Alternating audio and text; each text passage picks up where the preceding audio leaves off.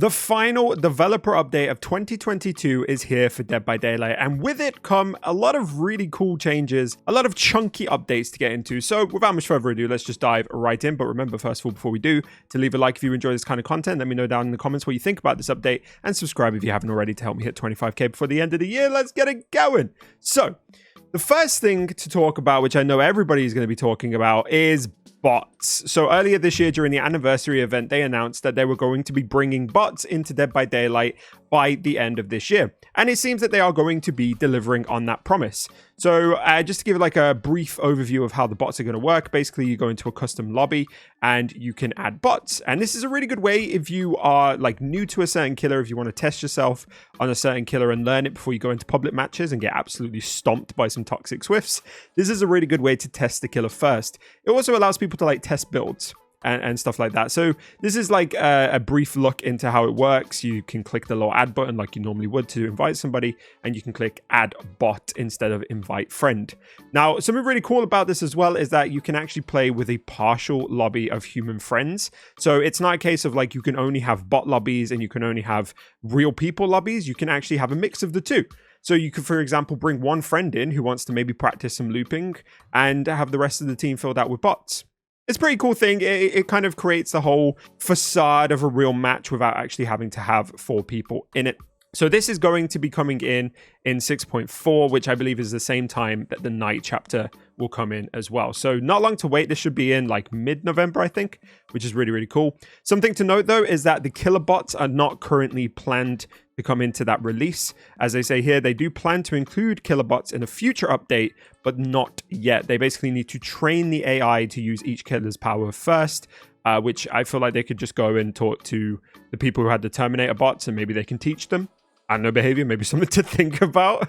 They also mentioned as well that like not all perks, items, and add-ons will be available to bots. So that's kind of interesting. I don't know which things are going to be available, but I guess we will see when they come into the game.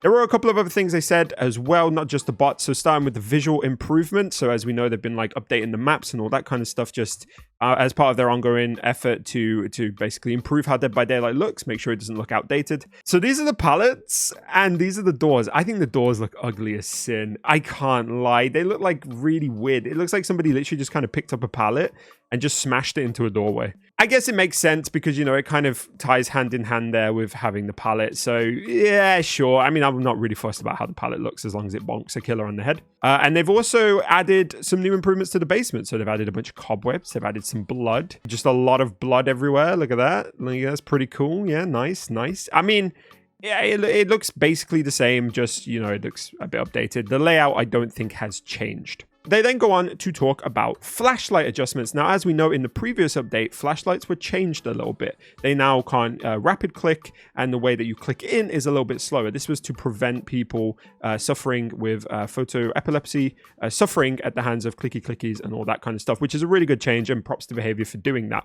But they've added a couple of really interesting things now to flashlights as well. So the first one is locker blind immunity. If you're unaware, if you grab somebody out of a locker currently, you can actually flashlight save somebody. You can kind of stand around the corner, and as long as you get the timing right, you can flashlight save them. There's not a whole lot the killer can do to counter this. Even if they do chase away the other survivor waiting with a flashlight, the survivor in the locker can take advantage of the distraction to make a break for it.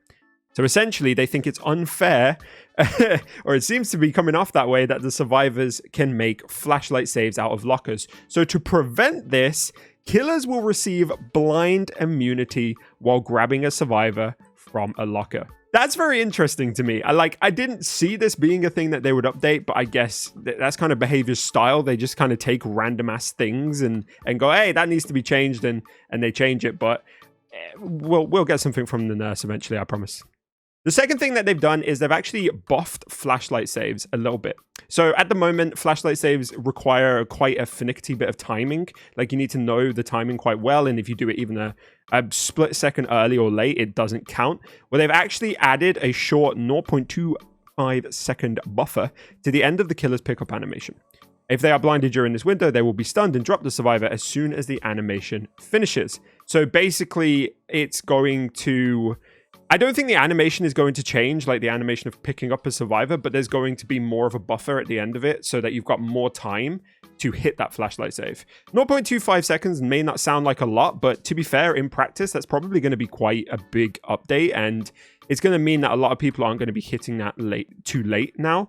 Too early might still be a problem, but too late, I think, is going to be a lot less of an occurrence, which is interesting. The third thing they talk about is matchmaking improvements. So, you know, SBMM has always been something which has been in high contention in the Dead by Daylight community. So it's quite interesting that they're now talking about this, and they've changed a few things. So the first thing they've changed is team-based ratings. With escapes being the win condition for survivors, dying heroically to save your team can feel a little anticlimactic. We're introducing team-based ratings to remedy this. Your rating will adjust based on not only your own performance, but the team's performance as well. Sacrificing yourself to save the team won't nearly be as punishing. This is a little bit confusing for me because I don't know if this is going to adjust per lobby.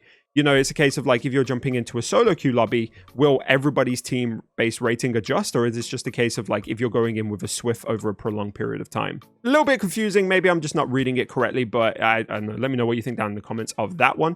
And then they've also talked about extended breaks. So basically, if you leave Dead by Daylight for a while and then come back, they're going to kind of adjust how your MMR will work during that period.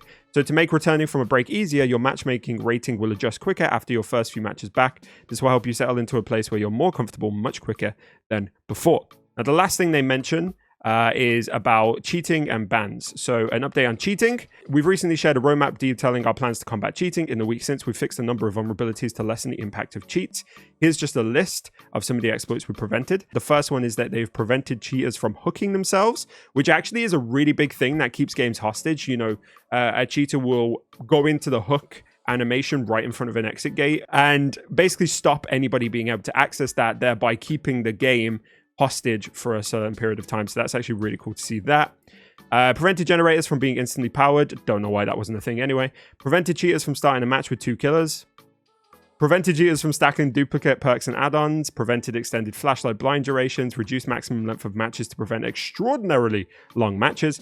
Added countermeasures to force the match to end after the endgame collapse. Added countermeasures to prevent player sniping. And fixed an issue that would allow cheaters to crash the game. Now, I don't know if I'm just being too harsh here, but all that kind of feels like stuff that should have been in the game from the start. But it's good that they are adjusting it. Well-played behavior for finally kind of fixing things that should have been really done from the beginning, but whatever. They've also made a statement to say that they are going to be rolling out more fixes in the coming weeks, but they're not revealing what they are yet because they don't want to give cheat makers a heads up, which is fair. And then they talk about temporary bans. This one's, again, very interesting. So they say that to better discourage toxic behavior, we are increasing the duration of our temporary bans across the board. Beforehand, your first strike was a 24-hour ban, is now 48 hours. Second strike is 1 week rather than 48 hours. Third strike is 1 month rather than 1 week. And your fourth strike is permanent. So I guess this refers to certain bannable offenses, which, just FYI, just because people still think it is, this does not include camping, tunneling, flashlight clicking, teabagging, or any of that other stuff that you guys consider toxic. Just to let you know, just because I think people still get confused. And they also make a statement. We want to make it very clear. Toxicity has no place in our game. Fair enough. And that's basically the end of the developer update. All of this is coming into the 6.4 public test build, which I believe is coming out on the 1st of November, which I will be making a video about and then doing on stream on Wednesday the 2nd. So if you want to see that, my Twitch link is in the description. But let me know what you think of these changes. Overall, I'm actually kind of excited about them. The bots especially, I think, will be really cool. I think they're also going to open up a whole wave of new content that people can try, which is going to be really exciting to see what people do with that. And it's always good to see them attacking cheaters and actually making steps to fix the cheating problem in Dead by Daylight. So overall, pretty good stuff. And I look forward to seeing how it all, turns out in the public test build. And let me know what you guys think in the comments as usual. But I hope you've enjoyed this video and this little update. Thank you so much for watching, and bye for now. So let me break it all down for you. I ain't never giving up. I ain't never giving up. I'm taking that crown from you.